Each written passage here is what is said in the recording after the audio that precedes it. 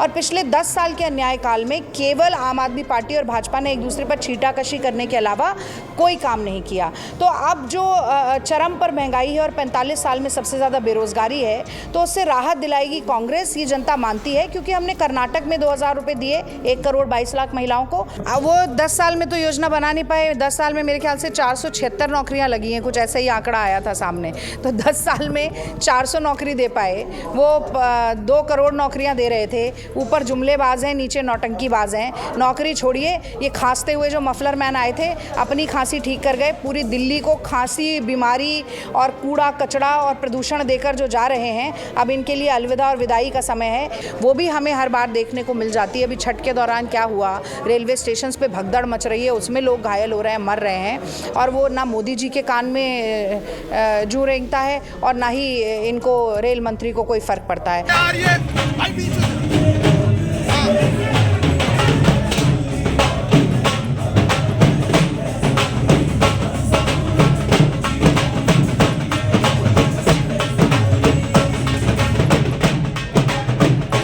इस वक्त मेरे साथ बातचीत करने के लिए वजीरपुर विधानसभा से कांग्रेस प्रत्याशी और राष्ट्रीय प्रवक्ता रागिनी नायक जी हैं। मैम, लगातार आम आदमी पार्टी ने अपना सॉन्ग लॉन्च कर दिया, बीजेपी ने भी, आज कांग्रेस ने भी किया, आज डांस भी किया है। इस बार दिल्ली की जनता किसके गानों पर नाचने वाली है? देखिए, दिल्ली की जनता में कांग्रेस पार्टी दिल्ली की जनता के दिल में घर कर गई है।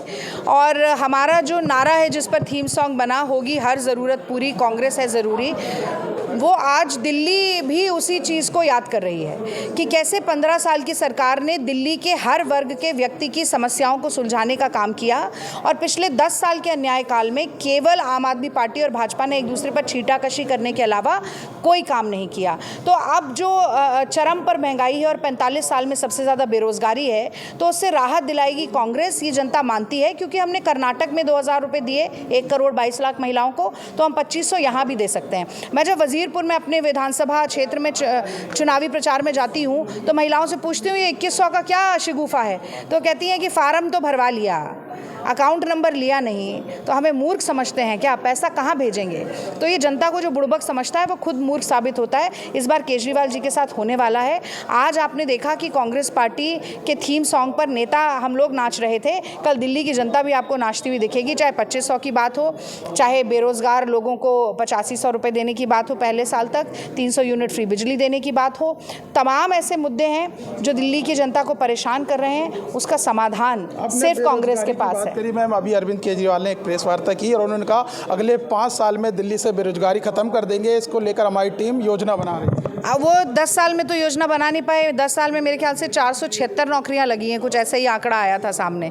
तो 10 साल में 400 नौकरी दे पाए। वो 2 करोड़ नौकरियां दे रहे थे। ऊपर जुमलेबाज हैं, नीचे नौटंकीबाज हैं। नौकरी छोड़िए, ये खांसते हुए जो मफलर मैन आए थे अपनी खांसी ठीक कर गए। पूरी दिल्ली को खांसी, बीमारी और कूड़ा कचड़ा और प्रदूषण देकर जो जा रहे हैं, अब इनके लिए अलविदा और विदाई का समय है। इनसे कहिए अब योजना विपक्ष में बैठकर बनाएं, फिर 10-15 साल बाद देखेंगे। मैम, लगातार वजीरपुर में आप डोर टू डोर कैंपेन कर रहे हैं, कैसा समर्थन मिल रहा है और क्या रागिनी नायक वहाँ से जीत पाएंगी और दिल्ली में कांग्रेस की सरकार? देखिए, मैं वजीरपुर विधानसभा से चुनाव जीतूंगी और वजीरपुर की विधानसभा की जनता ये जानती है कि उनकी समस्याओं का निदान सिर्फ मैं ही करवाने वाली हूँ, वहाँ पर अंगद की तरह पैर जमाकर खड़े होकर।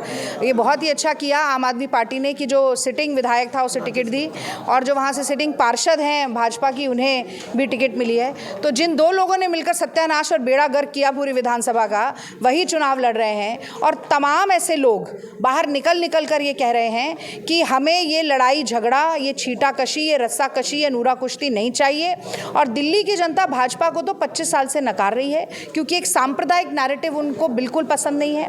वो भाईचारे की नींव पर विकास की इमारत चाहते हैं, जो कि शीला दीक्षित जी की 15 साल की कांग्रेस की सरकार ने करके दिखाया, और फिर से वही होने वाला है। अंतिम सवाल है कि लगातार रेल हादसे हो रहे हैं। कल फिर जलगांव में जो एक अफवाह की वजह से, आग लगने की अफवाह की वजह से 13 लोगों की जान जा चुकी है, उस पर क्या कहें? देखिए, लाल बहादुर शास्त्री जी को याद करना चाहिए। जब वो रेल मंत्री थे, एक बड़ी दुर्घटना के बाद उन्होंने त्यागपत्र दिया। ऐसी नैतिकता होती थी नेताओं में, इसीलिए नेताओं को अपना आदर्श और आइडल माना जाता था। ये जो तत्कालीन रेल मंत्री हैं वो तो रील मंत्री हैं, कहीं विदेश की कोई वो नकल करके और वो अपने देश का दिखाकर वाहवाही लूटने वाले व्यक्ति हैं। है। यहाँ लोगों की जान जा रही है, लाखों करोड़ों की संपत्ति का नुकसान हो रहा है, आए दिन हादसे हो रहे हैं। और हादसे के अलावा रेल के अंदर की हालत क्या है वो भी हमें हर बार देखने को मिल जाती है। अभी छठ के दौरान क्या हुआ, रेलवे स्टेशन पे भगदड़ मच रही है, उसमें लोग घायल हो रहे हैं, मर रहे हैं, और वो ना मोदी जी के कान में जू रेंगता है और ना ही इनको रेल मंत्री को कोई फ़र्क पड़ता है। तो मैं समझती हूँ कि ये मोदी सरकार जो है वो आम आदमी के प्रति संवेदन शून्य सरकार है।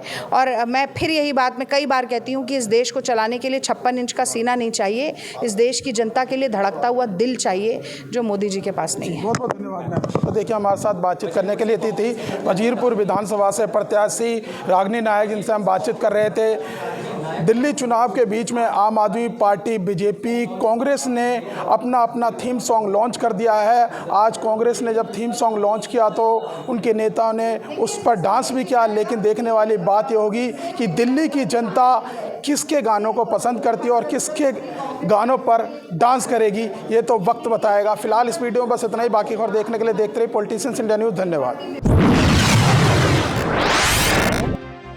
अगर आपको हमारा वीडियो अच्छा लगा तो हमारे चैनल को सब्सक्राइब करें, हमारी वीडियो को लाइक करें, शेयर करें और ऐसे ही देश की तमाम बड़ी खबरों के लिए जुड़े रहें पॉलिटिशियंस इंडिया के साथ।